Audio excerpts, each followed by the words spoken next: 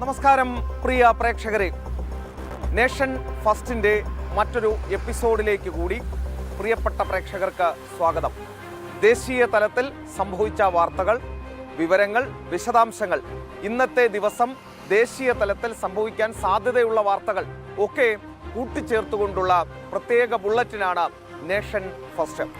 അപ്പോൾ നേഷൻ ഫസ്റ്റിലേക്ക് നമ്മൾ കടക്കുകയാണ്. ഒട്ടനേകം വാർത്തകൾ ഇന്നത്തെ ദിവസവും നേഷൻ ഫസ്റ്റിൽ നൽകാനുണ്ട്. ഓരോന്നായി നമുക്ക് പരിശോധിച്ച് പോകാം. ആദ്യത്തേത് ഖത്തർ അമീറിൻ്റെ മരണവുമായി ബന്ധപ്പെട്ട ഒരു വാർത്തയാണ്.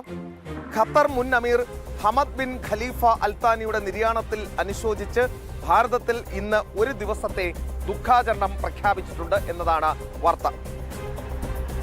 അതോടൊപ്പം തന്നെ പ്രധാനമന്ത്രി നരേന്ദ്രമോദി ഹമദ് ബിൻ ഖലീഫ അൽത്താനിയുടെ വേർപാടിൽ അനുശോചനം രേഖപ്പെടുത്തി എന്ന വാർത്തയും പുറത്തു വരുന്നുണ്ട്. രാജ്യത്തെ പ്രതിനിധീകരിച്ച് കേന്ദ്രമന്ത്രി കിരൺ റിജിജു സംസ്കാര ചടങ്ങുകളിൽ പങ്കെടുക്കും. ഭാരതവും ഖത്തറും തമ്മിലുള്ള സുഹൃത്ത് ബന്ധത്തിന്റെ ഭാഗമായാണ് രാജ്യത്ത് ഒരു ദിവസത്തെ ദുഃഖാചരണം പ്രഖ്യാപിക്കുകയുണ്ടായത്. 74 വയസ്സിലാണ് ഷെയ്ഖ് ഹമദ് അന്തരിച്ചത്. ഖത്തറിന്റെ സാമ്പത്തിക വളർച്ചയ്ക്കും രാജ്യത്തിന്റെ ആഗോള സ്വാധീനം വർദ്ധിപ്പിക്കുന്നതിനും അദ്ദേഹം നിർണായക പങ്ക് വഹിച്ച വ്യക്തിയാണ്. 1995 മുതൽ 2013 വരെയാണ് അദ്ദേഹം ഖത്തറിന്റെ അമീറായി ചുമതല വഹിച്ചത്. നമ്മുടെ സുഹൃത്ത് രാജ്യത്തെ മുൻ അമീർ, ഖത്തർ അമീർ മരണപ്പെട്ട വിവരമാണ്, വാർത്തയാണ്. അത് കഴിഞ്ഞ ദിവസമാണ് അതുമായി ബന്ധപ്പെട്ട വാർത്തകൾ പുറത്തു വന്നത്. ഇന്ന് രാജ്യത്ത് ഔദ്യോഗിക ദുഃഖാചരണം പ്രഖ്യാപിച്ചിരിക്കുകയാണ്. സുഹൃത്ത് രാജ്യത്തിൻ്റെ ഭാഗത്തു നിന്നുള്ള ഒരു നടപടിയായി നമ്മൾ അതിനെ കാണുന്നു. മറ്റ് ചടങ്ങുകൾ, സർക്കാരിൻ്റെ ഭാഗത്തു നിന്നുള്ള ചടങ്ങുകൾ എല്ലാം, പ്രധാനപ്പെട്ട പരിപാടികളെല്ലാം ഒഴിവാക്കുകയും ചെയ്തിട്ടുണ്ട്. കിരൺ റിജിജു ആ പരിപാടിയിൽ ഖത്തറിൽ പങ്കെടുക്കുകയും ചെയ്യുന്നു. പ്രിയ പ്രേക്ഷകരെ, ഇന്നത്തെ ദിവസം, കഴിഞ്ഞ ദിവസം വൈകുന്നേരത്തോടുകൂടി പുറത്തു വന്ന ഒരു വാർത്തയാണ്. പക്ഷേ നമ്മുടെ രാജ്യത്ത് വലിയ ചലനങ്ങൾ സൃഷ്ടിക്കാൻ പോകുന്ന, നമ്മുടെ രാജ്യത്ത് വലിയ ചർച്ചകൾക്ക് മരുന്നിടാൻ പോകുന്ന, നമ്മുടെ രാജ്യത്തെ, ഈ ഭാരതത്തെ പിടിച്ചുലയ്ക്കാൻ പോകുന്ന ഒരു വാർത്തയാണ് ഈ ഘട്ടത്തിൽ പറയാനുള്ളത്. ആ വാർത്തയിലേക്കാണ് നമ്മൾ പോകുന്നത്. ഈ കേൾക്കുന്നത് സത്യമാകരുതേ എന്ന് ഒരു വേള പ്രാർത്ഥിച്ചു പോകുന്നുണ്ട്. കാരണം ഇതുപോലെ ഒരു കൊടും ചതി ഈ രാഷ്ട്രത്തോട് ചെയ്യാൻ എങ്ങനെ കോൺഗ്രസിന് സാധിച്ചു എന്നാണ് ഈ വാർത്ത, ഈ വിവരം അറിഞ്ഞപ്പോൾ മുതൽ മനസ്സിൽ തോന്നുന്നത്. ആ വാർത്തയിലേക്കൊന്ന് പോവുകയാണ്.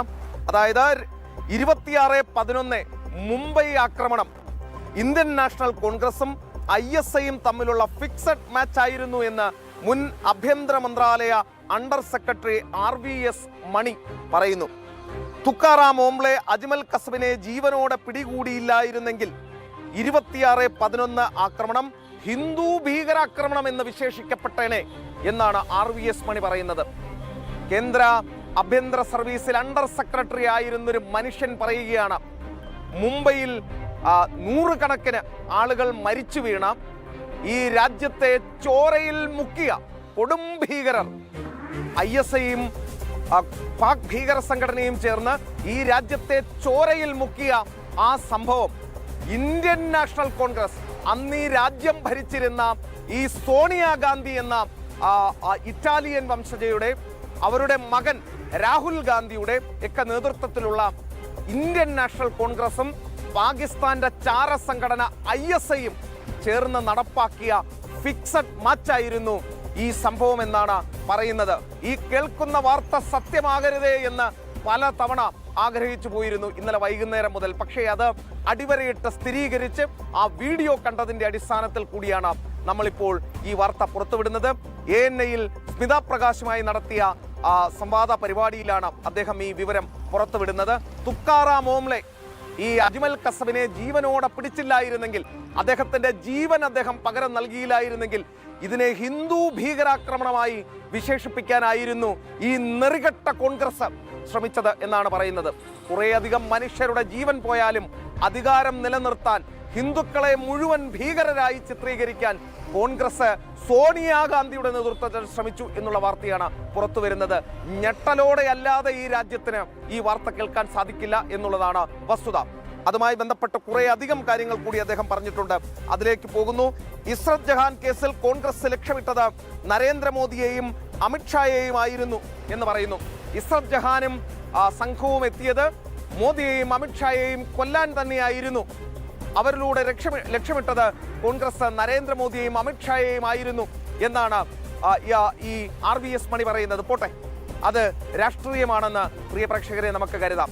മോദിയെയും അമിത്ഷായെയും ഇല്ലാതാക്കിയാൽ ശിഷ്ടകാലം ഈ രാജ്യത്തെ കട്ടമുടിച്ച് 2G സ്പെക്ട്രവും കോമൺവെൽത്ത് ഗെയിംസും ഒക്കെ നടത്തി കോടികൾ കെട്ടതുപോലെ കട്ടമുടിച്ച് അമ്മയ്ക്കും മകനും ഈ രാജ്യത്തെ അടക്കി ഭരിക്കാം, സോറോസ് അമ്മാവനും ഈ രാജ്യത്തെ ഭരിക്കാം എന്നവർ കരുതിയതിൽ തെറ്റില്ല.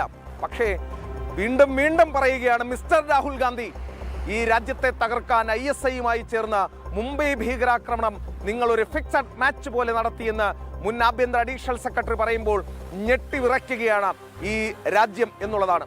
മറ്റു വാർത്തകൾ കൂടി അതിലുണ്ട്.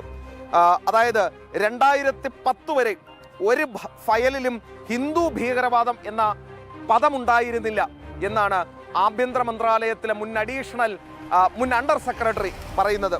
ഹിന്ദു ഭീകരവാദവുമായി ബന്ധപ്പെട്ട കേസുകൾ കണ്ടെത്താൻ ദിഗ്വിജയ് സിംഗ് തന്നോട് ആവശ്യപ്പെട്ടെന്നും അത്തരത്തിലുള്ള കേസുകൾ ഒന്നുമില്ലെന്ന് താൻ മറുപടി നൽകി എന്നുമാണ് ഈ RVS മണി പറയുന്നത്.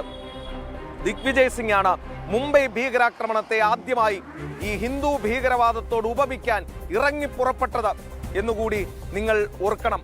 ആ ഘട്ടത്തിൽ വേണം മനസ്സിലാക്കേണ്ടത്, ഒരു കുടില ബുദ്ധികൾ ചേർന്ന്, കോൺഗ്രസിലെ കുടില ബുദ്ധികൾ ചേർന്ന് ഇവിടുത്തെ ഏറ്റവും സമാധാനപരമായി ജീവിക്കുന്ന, സഹിഷ്ണുതയോടെ ഈ രാജ്യത്തെ കൊണ്ടുപോകുന്ന, എല്ലാ മതങ്ങളെയും ഒരുപോലെ കാണുന്ന ആ ഒരു വിഭാഗത്തെ ഭീകരവാദികളായി ചിത്രീകരിക്കാൻ ഈ സോണിയാഗാന്ധി ഇറ്റലിയിൽ നിന്നും വന്ന് ഇവിടെ പൗരത്വം സ്വീകരിച്ച് ഇവിടുത്തെ ഒരു വ്യക്തിയെ വിവാഹം കഴിച്ച് ഇവിടുത്തുകാരിയായി മാറിയ ഈ സോണിയാഗാന്ധിക്ക് ഈ രാജ്യത്തോടുള്ള പക എത്രത്തോളം ഉണ്ടെന്ന് വ്യക്തമാക്കുന്നതാണ് ഈ ഓരോ കാര്യവും എന്നുള്ളത് ഓർത്തിരിക്കണം. മാത്രമല്ല, കേണൽ ശ്രീകാന്ത് പുരോഹിത് ആർമിയുടെ ഉന്നത നിലയിലേക്ക് ഉയർന്നു വരുന്നത് പാകിസ്ഥാനിലെ ചിലർ ആഗ്രഹിച്ചിരുന്നില്ല എന്നും അതുകൊണ്ടാണ് അദ്ദേഹത്തെ സ്ഫോടന കേസിൽ കോൺഗ്രസ് ഉൾപ്പെടുത്തി അദ്ദേഹത്തിന്റെ ഭാവി തുലച്ചു കളഞ്ഞത് എന്നും പറയുന്നു. ഒരു പക്ഷേ ഈ ചീഫ് ഓഫ് ആർമി സ്റ്റാഫൊക്കെയായി വരേണ്ട വ്യക്തി ആയിരുന്നു അദ്ദേഹത്തിന്റെ ഭാവി 15 വർഷം തുലച്ചു കളഞ്ഞത് ഈ കോൺഗ്രസ് ആണ്. 24 മണിക്കൂറും മർദ്ദനമേറ്റ വ്യക്തിയാണ് ഈ ശ്രീകാന്ത് പുരോഹിതെന്നും ഇന്ന് അദ്ദേഹം എഴുന്നേറ്റ് നടക്കുന്നത് ഒരു മിറക്കിളാണെന്നുമാണ് ഈ RVS മണി പറയുകയും ചെയ്യുന്നത്. ഒന്ന് ആലോചിച്ചു നോക്കൂ, ഈ രാജ്യത്തിന്റെ ഉത്തമനായ ഒരു സൈനികനെ പാകിസ്ഥാന്റെ താല്പര്യമനുസരിച്ച് പിടിച്ച് ജയിലിലിട്ട കോൺഗ്രസെ നിങ്ങളോട് ഈ രാജ്യം കണക്ക് തീർക്കാൻ ഇനിയുമുണ്ട് എന്നുള്ളതാണ് ബാക്കി. കാരണം കോൺഗ്രസിനോട് ഒരല്പമൊക്കെ ഒരു സോഫ്റ്റ് കോർണർ ഈ നിമിഷം വരെ വച്ചു പുലർത്തിയിരുന്നു. ഈ രാജ്യത്തിന് സ്വാതന്ത്ര്യം നേടിത്തരാൻ വേണ്ടി ഒരു പ്രസ്ഥാനം കൂടിയാണ് എന്നുള്ളതിൽ. പക്ഷേ നിങ്ങൾ പാകിസ്ഥാന്റെ ISIയുമായി ചേർന്ന് ഈ രീതിയിലുള്ള നെറികെട്ട പണി കാണിച്ചു എന്ന് മനസ്സിലാക്കുമ്പോൾ പാകിസ്ഥാന്റെ ISIക്കും ആർമിക്കും വേണ്ടി ശ്രീകാന്ത് പുരോഹിതനെ പോലെയുള്ള ഒരു മനുഷ്യനെ നിങ്ങൾ പിടിച്ചകത്തിട്ടത് ഓർക്കുമ്പോൾ, ഈ രാജ്യത്തെ ഹിന്ദു വിഭാഗത്തെ നിങ്ങൾ കൊടും ഭീകരരായി മുദ്രകുത്താൻ ശ്രമിച്ചു എന്ന് ഓർക്കുമ്പോൾ, ഈ രാജ്യത്ത് നിന്നും തുടച്ചു നീക്കപ്പെടേണ്ട വൈറസാണ് കോൺഗ്രസ് എന്ന് തിരിച്ചറിയുകയാണ് ഈ രാഷ്ട്രം.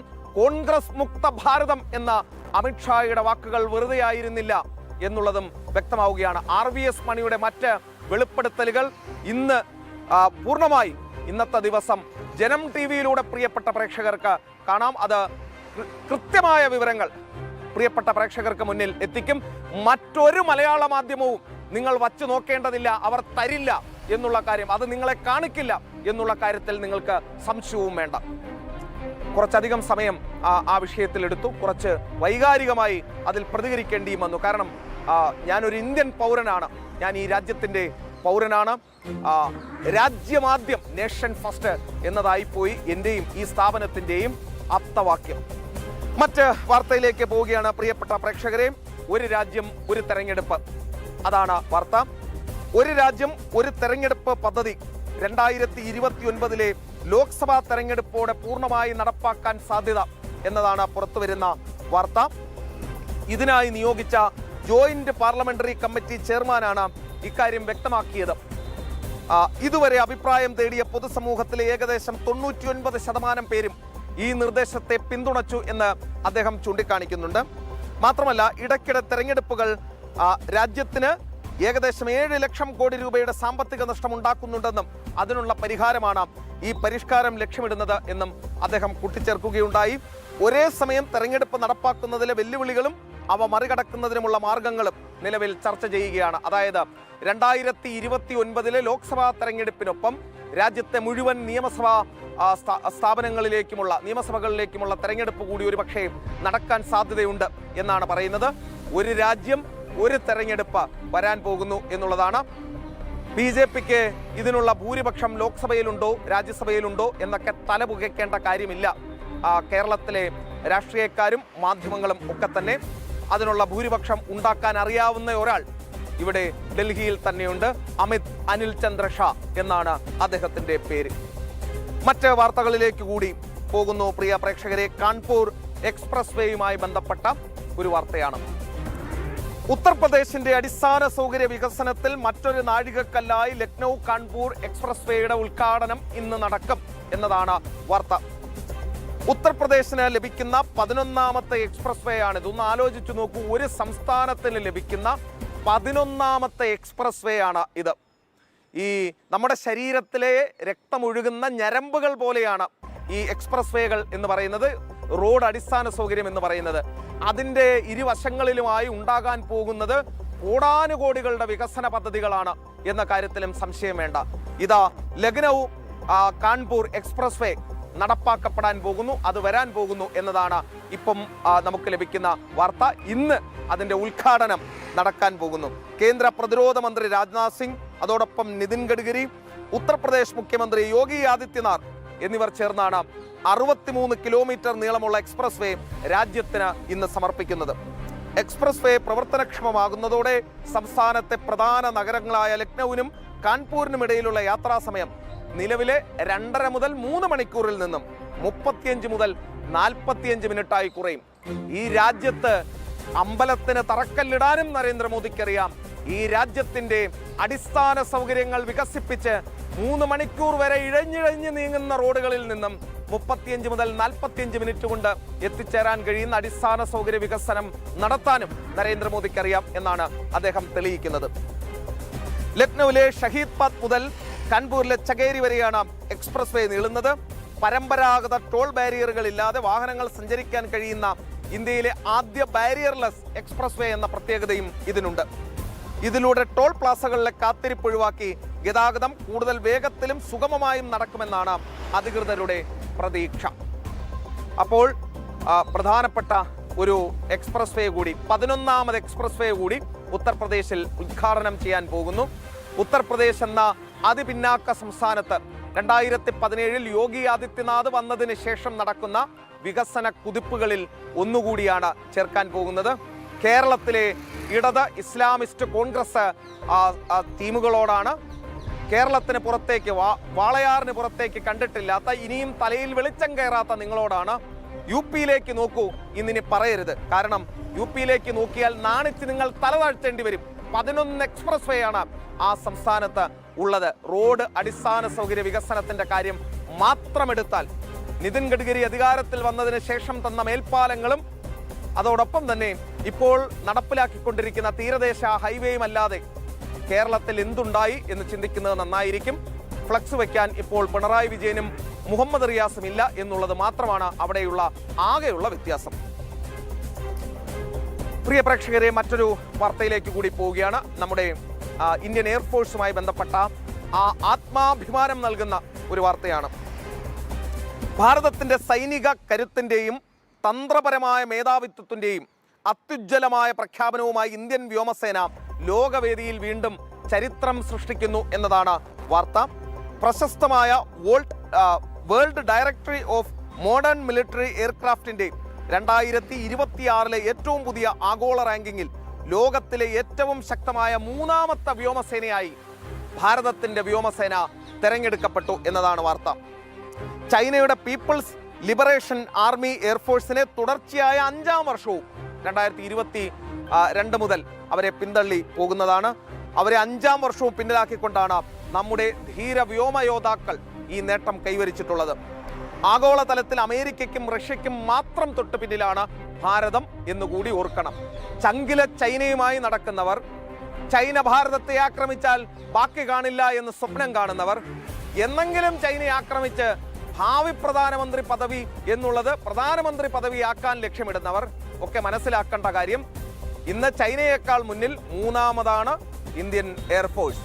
അപ്പോൾ ചങ്കില ചൈനയുമായി ഭാവിയിൽ അധികാരം സ്വപ്നം കാണുന്നവരൊക്കെ ഓർക്കേണ്ട കാര്യം, ആദ്യം ഇന്ത്യൻ എയർഫോഴ്സിനെ തോൽപ്പിച്ചിട്ട് വേണം അകത്തേക്ക് കടന്നു വരാൻ. അതൊരിത്തിരി ബുദ്ധിമുട്ടുള്ള കാര്യമാണെന്നാണ് മനസ്സിലാക്കാനും സാധിക്കുന്നത്. അപ്പോൾ മറ്റ് വാർത്തയിലേക്ക് കൂടി പോകുന്നു. ഇസ്രയേൽ ഇന്ത്യ സഹകരണവുമായി ബന്ധപ്പെട്ട ഒരു വാർത്തയാണ്. ഇസ്രയേലിന്റെ സുപ്രധാനമായ വ്യോമ പ്രതിരോധ സംവിധാനം അയൺ ഡോമിൽ ഉപയോഗിക്കുന്ന തമിർ ഇന്റർസെപ്റ്റർ മിസൈലുകൾ ഭാരതത്തിൽ നിർമ്മിക്കാൻ പദ്ധതി എന്നതാണ് വാർത്ത. ഇതിനായി ഇസ്രയേലിന്റെ സർക്കാർ ഉടമസ്ഥതയിലുള്ള പ്രതിരോധ ആയുധ നിർമ്മാണ കമ്പനിയായ റഫേൽ അഡ്വാൻസ്ഡ് ഡിഫൻസ് സിസ്റ്റംസ് ആണ് ഇന്ത്യയെ പരിഗണിക്കുന്നത്.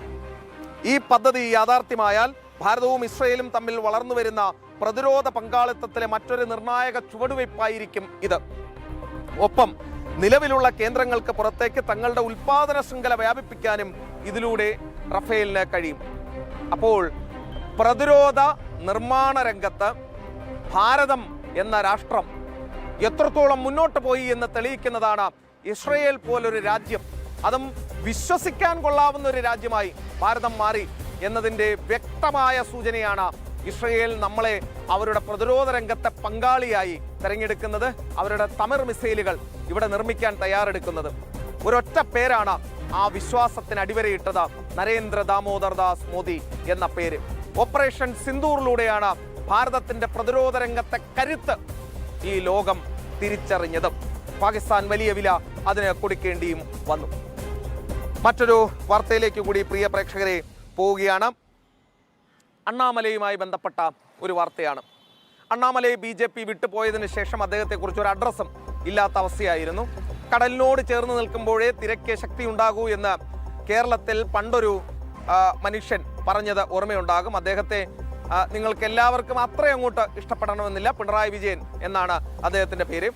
അപ്പോൾ കടലിനോട് ചേർന്ന് നിന്ന് അണ്ണാമലൈ എന്ന തിര പുറത്തേക്ക് പോയി. അതിനുശേഷം ശക്തി ക്ഷയിച്ച അവസ്ഥയിലായിരുന്നു. അണ്ണാമലൈ ഇപ്പോൾ വീണ്ടും തിരികെ വന്നിരിക്കുകയാണ്. അണ്ണാമലൈ അടുത്തിടെ രൂപീകരിച്ച വി ദ ലീഡേഴ്സ് വൈകാതെ ഒരു രാഷ്ട്രീയ പാർട്ടിയായി മാറും എന്ന് അദ്ദേഹം പ്രഖ്യാപിച്ചു കഴിഞ്ഞു. പുതിയ രാഷ്ട്രീയ പാർട്ടിയുമായി അണ്ണാമലൈ എപ്പോൾ വരും എന്ന് ചോദിച്ച് കാത്തിരുന്ന, കണ്ണിലെണ്ണയൊഴിച്ച് കാത്തിരുന്നവരോട് അത് വൈകാതെ രാഷ്ട്രീയ പാർട്ടിയായി മാറും എന്ന് അദ്ദേഹം പ്രഖ്യാപിച്ചിരിക്കുന്നു. പൊള്ളാച്ചിയിൽ നടന്ന ലഹരി വിരുദ്ധ ബോധവൽക്കരണ സമ്മേളനത്തിൽ സംസാരിക്കവെയാണ് സംഘടനയുടെ ഭാവി പദ്ധതി അദ്ദേഹം വ്യക്തമാക്കിയത്. സംഘടനയുടെ പ്രവർത്തന പരിധിയിൽ മതത്തിന് സ്ഥാനമില്ലെന്നും ഭരണ നിർവഹണത്തിലും പൊതു ഉത്തരവാദിത്വത്തിലുമാണ് പ്രസ്ഥാനം ശ്രദ്ധ കേന്ദ്രീകരിക്കുന്നതെന്നും അണ്ണാമലൈ പറയുകയുണ്ടായി. പ്രസ്ഥാനത്തിലെ അംഗങ്ങളെക്കുറിച്ചുള്ള കണക്കുകളും അണ്ണാമലൈ പുറത്തുവിട്ടു. സംഘടനയിൽ 17% സ്ത്രീകളാണെന്നും അംഗങ്ങളിൽ 54% പേരും 35 വയസ്സിന് താഴെയുള്ളവരാണെന്നും അദ്ദേഹം അവകാശപ്പെട്ടു. വരാനിരിക്കുന്ന 2031 തെരഞ്ഞെടുപ്പിൽ ജെൻസി വിഭാഗം വലിയ രാഷ്ട്രീയ മാറ്റങ്ങൾ കൊണ്ടുവരുമെന്നും അദ്ദേഹം പ്രത്യാശ പ്രകടിപ്പിച്ചു. ഒരു കാര്യം കൂടി അദ്ദേഹം പറഞ്ഞു, താൻ BJPയെ എതിർക്കാനല്ല രാഷ്ട്രീയത്തിൽ അവരുടെ പാർട്ടിയിൽ നിന്നും BJPയിൽ നിന്നും വിട്ടതെന്നും മികച്ച ഭരണം കാഴ്ചവെക്കാനാണ് എന്നും അദ്ദേഹം ചൂണ്ടിക്കാണിക്കുന്നുണ്ട്. അണ്ണാമലൈ കാഞ്ഞ വിത്താണ്. IAS കിട്ടിയത് വെറുതെയല്ല. BJPയിൽ നിന്നും വരുന്ന പരമാവധി ആളുകൾ തൻ്റെ കൂടെ പോന്നോട്ടെ. തൻ്റെ വാവിട്ട വാക്ക്, BJPയിൽ നിന്നും വരുന്ന ആളുകളെ തൽക്കാലം BJPയിൽ തന്നെ തുടരാൻ പ്രേരിപ്പിക്കേണ്ട എന്ന് കരുതിയായിരിക്കും അദ്ദേഹം അത് പറഞ്ഞത്. BJPയെ വിമർശിച്ചാലും ഇല്ലെങ്കിലും മിസ്റ്റർ അണ്ണാമലൈ, നിങ്ങൾക്ക് നിങ്ങളുടെ സ്വതന്ത്രമായ പ്രവർത്തനം തുടരാം. ഈ രാജ്യം ജനാധിപത്യ രാജ്യമാണ്. നരേന്ദ്രമോദി ഫാസിസ്റ്റ് അല്ല. ഈ 12 വർഷം കൊണ്ട് അദ്ദേഹം ഈ രാജ്യം ജനാധിപത്യപരമായി തന്നെയാണ് മുന്നോട്ട് കൊണ്ടുപോകുന്നത്. താങ്കൾക്കും സ്വതന്ത്രമായി രാഷ്ട്രീയ പ്രവർത്തനവുമായി മുന്നോട്ട് പോകാം. താങ്കൾക്കൊപ്പം ചേരാൻ താല്പര്യമുള്ളവർക്ക് അതിൽ ചേരുകയും ചെയ്യാം. ആശയ ദൃഢതയുള്ള പാർട്ടിയാണ് BJP എന്നാണ് അവരും വ്യക്തമാക്കുന്നത്. താങ്കൾക്ക് എല്ലാ ആശംസകളും മുന്നോട്ടുള്ള യാത്രയ്ക്ക്. പ്രിയ പ്രേക്ഷകരെ, മറ്റൊരു വാർത്തയിലേക്ക് കൂടി പോകുന്നു. കൊൽക്കത്തയിൽ നിന്നാണ് വാർത്ത. നിങ്ങൾക്കറിയാം, കൊൽക്കത്തയിൽ മമതാ ബാനർജി ഭരിച്ച കാലത്ത് ന്യൂനപക്ഷ വിഭാഗങ്ങളുടെ ഒരു കുത്തകയായിരുന്നു എല്ലാ സ്ഥലങ്ങളും. നിങ്ങളൊന്ന് ആലോചിച്ച് നോക്കൂ. ഒരു എയർപോർട്ടിനകത്ത് ഒരു പള്ളി, എയർപോർട്ടിൻ്റെ റൺവേയോട് ചേർന്ന് നിസ്കരിക്കാൻ ഒരു പള്ളി, എല്ലാ ദിവസവും ആളുകൾ അവിടേക്ക് എയർപോർട്ടിനകത്തുകൂടി കടന്ന് നിസ്കരിക്കാനും എത്തുന്നു. എന്ത് സുരക്ഷയാണ് ആ എയർപോർട്ടിനുള്ളത്? ഏതെങ്കിലും തരത്തിലൊരു ഭീകരാക്രമണം ഉണ്ടായാൽ ആര് സമാധാനം പറയും? ആ എയർപോർട്ടിന്റെ റൺവേ വികസിപ്പിക്കാൻ പറ്റിയിരുന്നില്ല പള്ളി അവിടെ ഉണ്ടായിരുന്നത് കൊണ്ട്. അതുമാത്രമോ, ഈ സുരക്ഷാ കാര്യങ്ങൾ സംബന്ധിച്ച ചോദ്യങ്ങൾ നിരവധി തവണ ഉയർന്നു വരികയും ചെയ്തിരുന്നു ഇതുമായി ബന്ധപ്പെട്ട്. ഇപ്പോഴിതാ BJP സർക്കാർ അധികാരത്തിൽ വന്നതിന് ശേഷം അതിനൊരു മാറ്റമുണ്ടാകാൻ പോകുന്നു എന്നതാണ് പുറത്തുവരുന്ന വാർത്ത. കൊൽക്കത്തയിലെ വിമാനത്താവള റൺവേ വികസന പദ്ധതിയുടെ ഭാഗമായി ബാംഗ്ര മസ്ജിദ് മാറ്റി സ്ഥാപിക്കാനുള്ള നടപടികൾ ആരംഭിച്ചു എന്നതാണ് വാർത്ത. വിമാനത്താവളത്തിലൂടെയുള്ള മസ്ജിദിലേക്കുള്ള പ്രവേശനം റദ്ദാക്കിയിട്ടുണ്ട്. ഇതോടൊപ്പം മസ്ജിദിൽ നമസ്കാരം നടത്തുന്നതും താൽക്കാലികമായി നിർത്തിവെച്ചിരിക്കുകയാണ്. പ്രദേശം സന്ദർശിച്ച മണ്ഡലത്തിലെ MLA സൗരവ് സിക്ദാർ പ്രദേശവാസികളുമായും നമസ്കാരത്തിനെത്തിയവരുമായും വിഷയത്തിൽ ചർച്ച നടത്തുകയും ചെയ്തു. തുടർന്ന് മാധ്യമങ്ങളോട് പ്രതികരിച്ച MLA നമസ്കാരത്തിനെത്തിയ ഭൂരിഭാഗം ആളുകളും ഈ നടപടിയോട്, ഒഴിപ്പിക്കൽ നടപടിയോട് സഹകരിക്കാൻ താല്പര്യമറിയിച്ചു എന്നും റൺവേ വികസനത്തിന്റെ ഭാഗമായാണ് ഈ നടപടിയെന്നും അദ്ദേഹവും വ്യക്തമാക്കുന്നു. അപ്പോൾ ഒരു വിമാനത്താവളത്തിൽ ഇങ്ങനെ ഒരു ആരാധനാലയം സ്ഥാപിക്കുന്നു. എന്ത് തരത്തിലുള്ള പ്രവൃത്തി വേണമെങ്കിലും അവിടെ ചെയ്യാനും സാധിക്കും. അത് മമതാ ബാനർജിക്ക് വോട്ട് ബാങ്കിൽ, ന്യൂനപക്ഷ വോട്ട് ബാങ്കിൽ കണ്ണുള്ളത് കൊണ്ട് മമതാ ബാനർജി അത് തൊട്ടില്ല. അതിനു മുൻപ് ഭരിച്ച CPIM പരമാവധി ഇവരെ അങ്ങ് പ്രോത്സാഹിപ്പിച്ചു, പരിപോഷിച്ചു, തഴുകി തലോടി വിട്ടു. BJPക്ക് അതിന്റെ ആവശ്യം ഉണ്ട് എന്ന് തോന്നുന്നില്ല. അവർ അധികാരത്തിൽ വന്നു. റൺവേ വികസനത്തിന്റെ ഭാഗമായി സുരക്ഷാ ഭീഷണിയായിരുന്ന ആ പള്ളി അവിടെ നിന്നും മാറ്റാനും മറ്റൊരിടത്തേക്ക് മാറ്റി സ്ഥാപിച്ചു നൽകാനും തീരുമാനിച്ചിരിക്കുന്നു എന്നതാണ് വാർത്ത. പ്രിയ പ്രേക്ഷകരെ, മറ്റൊരു വാർത്തയിലേക്ക് കൂടി പോവുകയാണ്. അത് അയോധ്യയിൽ നിന്നുള്ള വാർത്തയാണ്. അയോധ്യ സംഭാവന തട്ടിപ്പ് കേസിൽ ബ്രോക്കർമാരെ ചോദ്യം ചെയ്തു എന്നതാണ് പുറത്തുവരുന്ന വാർത്ത. ഭൂമി ഇടപാടുകൾ കേന്ദ്രീകരിച്ച് വിപുലമായ അന്വേഷണം നടക്കുന്നു എന്ന വാർത്തയും പുറത്തുവരുന്നു. ഇവർ നടത്തിയ ഭൂമി ഇടപാടുകൾ പ്രത്യേക അന്വേഷണ സംഘം പരിശോധിക്കുന്നു എന്ന വാർത്തയും ഇതോടൊപ്പം ചേർത്ത് വെക്കേണ്ടതാണ്. വിശദാംശങ്ങൾ കണ്ടെത്താൻ റവന്യൂ വകുപ്പിനോട് SIT ആവശ്യപ്പെട്ടിട്ടുണ്ടെന്നും പ്രതികൾക്ക് വേണ്ടി നിലവിൽ നിരീക്ഷണത്തിലുള്ള 20 പേർ ഭൂമി ഇടപാടുകൾ നടത്തി എന്നുമാണ് സംശയം. റവന്യൂ വകുപ്പിന്റെ റിപ്പോർട്ട് കിട്ടിയാൽ ഉടൻ ഇവരുടെ ഭൂമി കണ്ടുകിട്ടും. ഭൂമി ഇടപാടിന്റെ വിവരങ്ങൾ തേടിയാണ് പ്രദേശത്തെ ബ്രോക്കർമാരെ ചോദ്യം ചെയ്തത്. അമ്പലത്തിൽ നിന്നും 8 പേർ ചേർന്ന് പണം അടിച്ചുകൊണ്ടു പോകുന്നു. ചിലർ കാമുകിമാർക്ക് നൽകുന്നു, ചിലർ വീട് വെക്കുന്നു, ചിലർ വണ്ടി എടുക്കുന്നു, ചിലർ ഇതാ ഭൂമി വാങ്ങി എന്നുള്ള വിവരം കൂടി പുറത്തു വരുന്നു. അങ്ങനെയെങ്കിൽ ആ ഭൂമിയുടെ വിവരങ്ങൾ ശേഖരിക്കാനാണ് യോഗി ആദിത്യനാഥ് ഉത്തരവിട്ടിരിക്കുന്നത്. അങ്ങനെ ഈ ഭൂമി വാങ്ങി എന്ന് ബോധ്യപ്പെട്ടാൽ എത്രയും വേഗം ആ ഭൂമി കണ്ടുകെട്ടാനും യോഗി ആദിത്യനാഥ് ഉത്തരവിൽ പറയുകയും ചെയ്യുന്നുണ്ട്. അപ്പോൾ കൃത്യമായ നിലപാട്, കൃത്യമായ നീക്കം അയോധ്യ വിഷയത്തിൽ നടക്കുകയാണ്.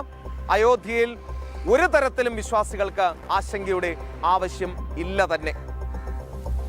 പ്രിയ പ്രേക്ഷകരെ, സമയം 8 മണി കഴിഞ്ഞ് 23 മിനിറ്റ് പിന്നിട്ടിരിക്കുന്നു. നമ്മുടെ സമയം ഏതാണ്ട് അവസാന ഘട്ടത്തിലേക്ക് കടക്കുകയാണ്. ഒരു വാർത്ത കൂടി നൽകി നമുക്ക് ഈ പ്രോഗ്രാം വൈൻഡപ്പ് ചെയ്യാം. ജമ്മു കശ്മീരുമായി ബന്ധപ്പെട്ട ഒരു വാർത്തയാണ്. കഴിഞ്ഞ കുറച്ച് ദിവസങ്ങൾക്ക് മുൻപ് ഞാൻ തന്നെ റിപ്പോർട്ട് ചെയ്തതാണ്. ജമ്മു കശ്മീരിൽ ഒരു പുസ്തകം അച്ചടിച്ചിറക്കിയപ്പോൾ അതിൽ വിഘടനവാദികളുടെ ജീവചരിത്രം ഉൾപ്പെടുത്തിയിരുന്നു എന്നുള്ളത്. അപ്പോൾ സ്വാഭാവികമായും അതിൻ്റെ പബ്ലിഷേഴ്സിനെ പിടിക്കണം. പബ്ലിഷേഴ്സിനെ കൊടുക്കുന്ന കാര്യം അവർ പ്രിന്റ് ചെയ്യുക എന്നുള്ളതാണ് അവർ ചെയ്യുന്നത്. അതിന് മുകളിൽ അവരെ അത് ഏൽപ്പിച്ച ആളുകളും കാണും. അപ്പോൾ ഓരോരുത്തരെയായി അറസ്റ്റ് ചെയ്യണമല്ലോ. കശ്മീർ പഴയ കശ്മീരല്ല. എന്ത് തോന്നിവാസവും കാണിക്കാൻ കഴിയില്ല, കല്ലെറിയാൻ കഴിയില്ല, വെടിവെക്കാൻ കഴിയില്ല. കല്ലെറിഞ്ഞാൽ തിരിച്ചു വരുന്നത് വെടിയുണ്ടയായിരിക്കും. ആ ഭയമുള്ളത് കൊണ്ട് ഇപ്പോഴിതാ അവിടെ നിന്നും വരുന്ന വാർത്ത, ജമ്മു കശ്മീരിൽ വിഘടനവാദി നേതാക്കളെയും ഭീകരവാദത്തെയും മഹത്വവൽക്കരിച്ചുള്ള പുസ്തകം പ്രസിദ്ധീകരിച്ച സംഭവത്തിൽ 3 പ്രസാധക കമ്പനി ജീവനക്കാരെ ജമ്മു കശ്മീർ പോലീസ് അറസ്റ്റ് ചെയ്തു എന്നുള്ളതാണ്. വിവാദമുയർന്നതിന് പിന്നാലെ ഈ പുസ്തകങ്ങൾ സ്കൂൾ ലൈബ്രറികളിൽ നിന്നും പിൻവലിച്ചിരുന്നു. ഇന്ദർപോൾ സിംഗ്, അമർദീപ് സിംഗ്, ഗിരീഷ് അറോറ എന്നിവരെയാണ് അറസ്റ്റ് ചെയ്തത്. നേരത്തെ വിദ്യാഭ്യാസ വകുപ്പ് 8 പേരെ സസ്പെൻഡ് ചെയ്യുകയും ഒരാളെ പുറത്താക്കുകയും ചെയ്തിരുന്നു. ഈ വിഘടനവാദി നേതാക്കളെ മഹത്വവൽക്കരിച്ച് ഹാഫിസ് സയ്യിദ് മാലാഖയാണെന്നൊക്കെ പറഞ്ഞ് പുസ്തകം അടിച്ചിറക്കാൻ ഇത് പാകിസ്ഥാനല്ല, ഇത് മാറിയ ഭാരതത്തിലെ മാറിയ കശ്മീരാണ് എന്ന് ഓർമ്മ വേണം. അല്ലെങ്കിൽ ഇതുപോലെ അകത്ത് കിടന്ന് ഉണ്ട തിന്നേണ്ടി വരും എന്നതാണ് ഓർമ്മപ്പെടുത്താനുള്ളത്. പ്രിയ പ്രേക്ഷകരെ, അപ്പോൾ ഇന്നത്തെ നേഷൻ ഫസ്റ്റ് ഇവിടെ അവസാനിക്കുകയാണ്. ആദ്യത്തെ ഒരു വാർത്ത വായിച്ചതിൻ്റെ ഹാങ് ഓവർ ഇനിയും മാറിയിട്ടില്ല എന്നുള്ളതാണ് വസ്തുത. RVS മണിയുടെ ഞെട്ടിക്കുന്ന വെളിപ്പെടുത്തൽ കോൺഗ്രസിന് മേൽ കാർമേഘം പോലെ ഉരുണ്ടുകൂടിയിട്ടുണ്ട്. ഇടിവെട്ടിപ്പെയ്യുന്ന അവസ്ഥയാണ് ഡൽഹിയിലുള്ളത്. കോൺഗ്രസിന് മറുപടിയില്ലാതെ പ്രതിരോധത്തിലാകുന്ന കാഴ്ചയും കാണാം. പക്ഷേ ഇതൊക്കെ കാണാനും മറുപടി നൽകാനും പ്രിയപ്പെട്ട രാഹുൽ ഗാന്ധി പ്രതിപക്ഷ നേതാവ് ഇവിടെയില്ല. 20 ദിവസമായി വിദേശത്ത് പര്യടനത്തിലാണ്, വിദേശത്ത് ടൂറിലാണ്, വിനോദയാത്രയിലാണെന്നൊക്കെയാണ് പറയുന്നത്. എവിടെ പോയി, എങ്ങോട്ട് പോയി, ആരുടെ കൂടെ പോയി, ആര് കൊണ്ടുപോയി, ഇതൊന്നും ഈ ലോകത്താർക്കും ഇപ്പോഴും അറിയില്ല എന്നുള്ളതാണ് വസ്തുത. BJP രാഹുലിനെ കാണാനില്ല എന്ന പ്രചരണവും തുടങ്ങിയിട്ടുണ്ട്. അപ്പോൾ എത്രയും വേഗം രാഹുൽ തിരിച്ചു വരൂ, ചോദ്യങ്ങൾക്ക് മറുപടി നൽകൂ. പ്രിയ പ്രേക്ഷകരെ, അപ്പോൾ ഇന്ന് രാത്രി നേഷൻ പ്ലസുമായി 9:30 വീണ്ടും കാണാം. നേഷൻ ഫസ്റ്റും നേഷൻ പ്ലസും ദേശീയ തലത്തിൽ ഏറ്റവും പ്രധാനപ്പെട്ട വാർത്തകളുമായി നിങ്ങളുടെ മുന്നിലേക്ക് എത്തുന്ന ബുള്ളറ്റിനുകളാണ്. മറക്കാതെ കാണുക, പിന്തുണയ്ക്കുക. അപ്പോൾ കൂടുതൽ വാർത്തകളുമായി നമ്മുടെ പ്രിയപ്പെട്ട ആങ്കർമാർ നിങ്ങൾക്കൊപ്പം ഉടൻ ചേരും. ഒരു ഇടവേളയിലേക്ക് പോകുന്നു. ഇടവേളയ്ക്ക് ശേഷമായിരിക്കും അവർ എത്തുന്നത്. തൽക്കാലം വിട പറയുന്നു. Good bye.